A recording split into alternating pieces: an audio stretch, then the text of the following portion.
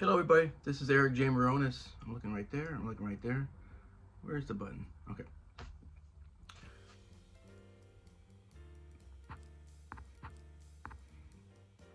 Right there. Look there. Not over here, there, not there, but right there. Right? If I'm looking right there, I'm looking at your eyes, right? Okay. What am I gonna do? This is my first video. I'm supposed to look there. First video. Gonna have fun with it. It's gonna be an improvising video. It's gonna be an improvising video to just describe what I always tell my students, or just tell people in general what I try to do when I'm improvising. And that is a concept that I think probably 90% of most jazz players don't think of, and that's telling a story. Once upon a time, there was a lovely princess. And I say that because when I watch all these videos on YouTube or Instagram or Facebook, well, it's mostly just Instagram and YouTube.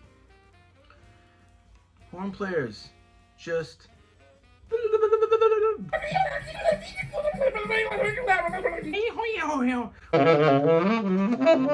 what I like to call machine gun saxophone playing. We're just playing patterns, notes, scales, licks that you spent hours to perfect at maximum speed. And again, I'm not a jazz scholar, I'm not a jazz whatever. Well, we're all, anybody's playing jazz is a whatever. Whatever. There's nobody who really knows, the real deal unless you're a master. Who's the one and only master? Which I'm not a master. But I'm halfway there. Tell a freaking story. Okay? Improvising is not about patterns. It's not about working out that lick that you heard that Michael Brecker did, and then you're going to apply it. I mean, that's part of learning. But when you're really improvising and you're really on this path of trying to solo and tell a story, you're not supposed to think of anything other than telling a story. So how do we do this? Well, in the practice room, we learn tunes, we learn how to improvise. We learn how to improvise by studying the masters, transcribing, listening, practicing maybe a pattern that you learned and that you liked, doing all 12 keys, and then forgetting about it. Trying to never play it in a solo that you got coming up or gonna do. Because if you can do that, then you are truly improvising. And to me, the whole point of it is we practice, we listen to build this vocabulary or this language, and we put it in our brain just to fill it up. And then when it's time to solo and you tell a story and you're really doing the true path of improvisation, you're not thinking of anything other than just telling a story. So your intention is, what's my story? Just play.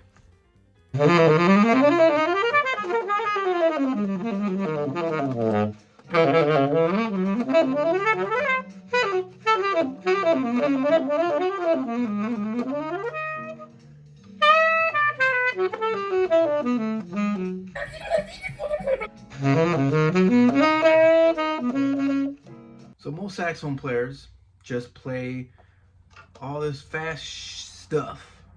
I almost swore. Take your time. Tell me a story. Tick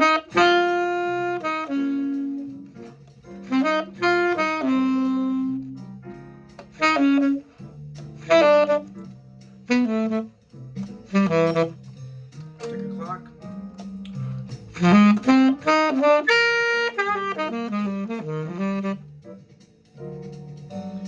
What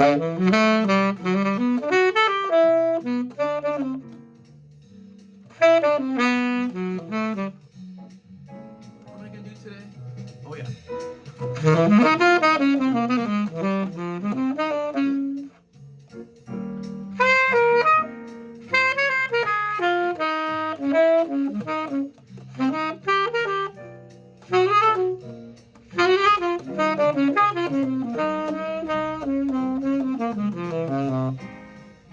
Most young players, or just most players today, just want to play a bunch of notes with no space. Always filling up the gaps with nothing.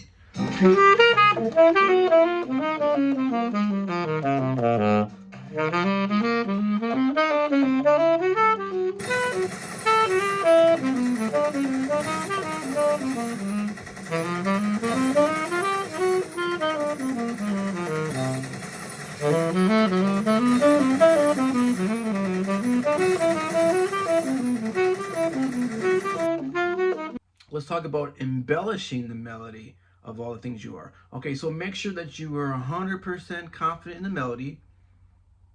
Play it straight. And then think about like how a vocalist would play this song with the melody. I don't know if there's lyrics to this song. I gotta look. Shame on me for not knowing that if there's lyrics to this song. But anytime there's lyrics to a song, learn the lyrics. Because the lyrics really help how you play the melody. Okay, so I'm gonna play the first 8 measures of the song. Did one 8 measures? The melody straight.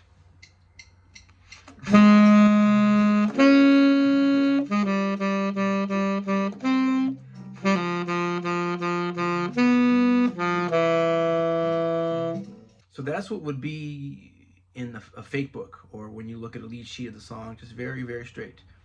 So now I'm going to try to do it embellishing the melody with just rhythmically. I'm going to embellish it rhythmically.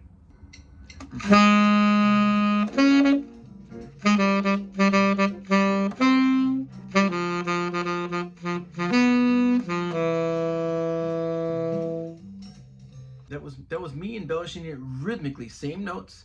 Now maybe just taking the melody and adding some fluffer stuff, like grace notes, maybe some falls. I don't even know. We'll see what happens.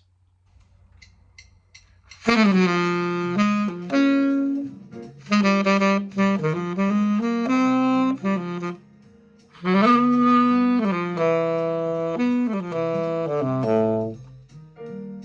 that was actually me adding, some fluffer stuff, but actually adding different notes to the melody. Basically changing the melody, but kind of embellishing it a little bit. Okay, so now I'm gonna just summarize all this up into playing the melody and then doing 2 choruses of a solo. And you'll notice that the first chorus of the solo is gonna be very telling you a story. And then maybe the second chorus will do something more rhythmically or dynamically or whatever. We'll find out.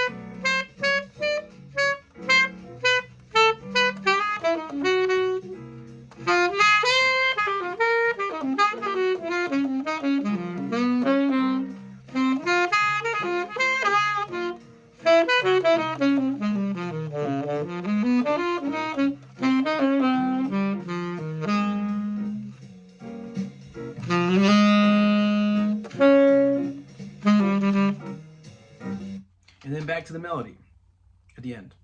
So my whole point was to show you this adventure that I think we should all be trying to aim for. Starting simple, always telling a story, but starting out simple, building your soul somewhere, either rhythmically or harmonically or whatever you want to do, and then bringing it back down. Tell us a story. That is the goal. Of course, when we say tell us a story, a lot of it is about knowing the melody, so make sure you know this melody by memory. Have fun. And a jazz standard, like All the Things You Are, the reason why it's a jazz standard and why it's considered a jazz standard is because it's an amazing song. It's a beautiful song. It's got a great melody. It's great to improvise on. It's one of these songs, they're called standards for a reason, because they will never die. We can check the date of when this song was written, but it's 2023 and we're still playing this song. We're still learning this song. I'm still learning this song. It's a jazz standard. We're going to play it forever. So if you don't know this song, it's a great song. It's an A. I always think of it as the first song in the fake book or real book when I teach students. Hey, let's start with the A's. All the Things You Are, go. It's a great song. Learn the melody. Practice. Listen. Practice. Listen. Tell a story. If you have any questions or comments, let me know below. Hope you enjoyed it. Peace.